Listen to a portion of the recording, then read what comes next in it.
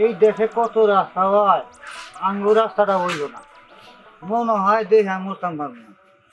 আরে সকালে যে যুদ্ধটা হইল, সরকার বাড়ির লোকেরা মানুষের যে মায়ের মারছে, বাপরে বাপ, এরকম মায় সুরে গো মারে। এবার আসলে রাস্তাটা হোক আর না হোক, মনে হয় মাইকটা খাইতি।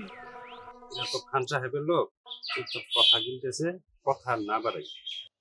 কথা গিলে কি করুম? হ্যাঁ, কথায় কি পেট ভরবো? পেট ভরবো না। প্রয়োজন ছাড়া কথা বলি না এবং শুনিও না।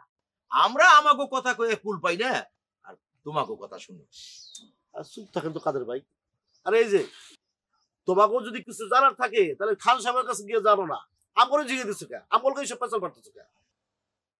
এই খান সাহেব কি মানা করছে যে সে রাস্তা করিয়ে দিবে না? খান সাহেব তো বলছিল রাস্তা কইরা দিব। সে তো মানা করে নাই। হ্যাঁ, আরে খান সাহেব তো রাস্তার কাজ শুরু করছিল। সে যদি শুরু না করতো তাহলে কিছু বলার ছিল। কি এখন চুপ করে দিছো কে? বুঝলাম হাত দিছে, কামটা করছে কি? আরেকজনের জায়গার উপর দিয়ে রাস্তা নিছে। অন্যের জায়গা দিয়ে রাস্তা না করলে রাস্তা কেমন হইব? আকাশ দিয়ে হইব, মাথার উপর দিয়ে হইব? সুবিধা ভোগ করতে হইলে কিছু ত্যাগ স্বীকার করতে হয়। খান সাহেব তো অঙ্গীকার করছে, খান সাহেব কথাও দিছে।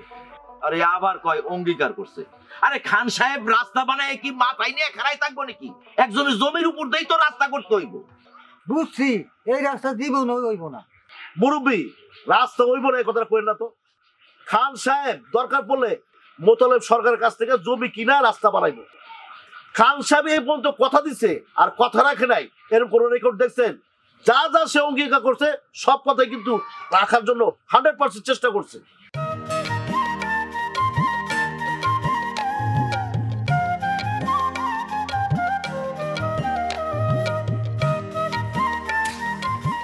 আরে লতা,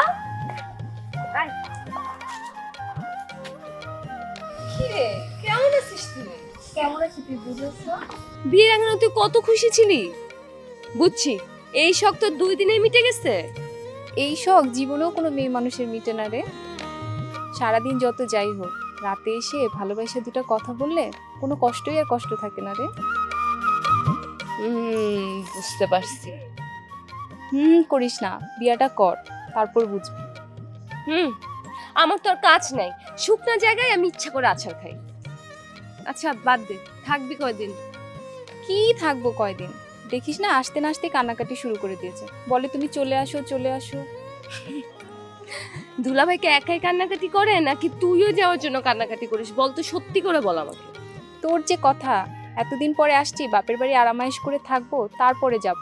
প্রতিবারই ওর কথায় থাকি, আমার কথার বুঝি কোনো দাম নেই? দেখা যাবে, দেখিস তুই। এই যে সারাদিন পরেই মাত্র প্রথম ফোন দিল। তুই দাঁড়া, আমি একটু কথা বলে এই না, তুই একটা কাজ কর, তুই আরামে কথা বল, আমি বরং যাই, আমার অনেক কাজ আছে। আর শোন, যারা কিন্তু বাড়িতে যাবি দাদির সাথে কথা বলে যাবে, ঠিক আছে? আচ্ছা, দাদি তোর কথা বলবে। আচ্ছা ঠিক আছে।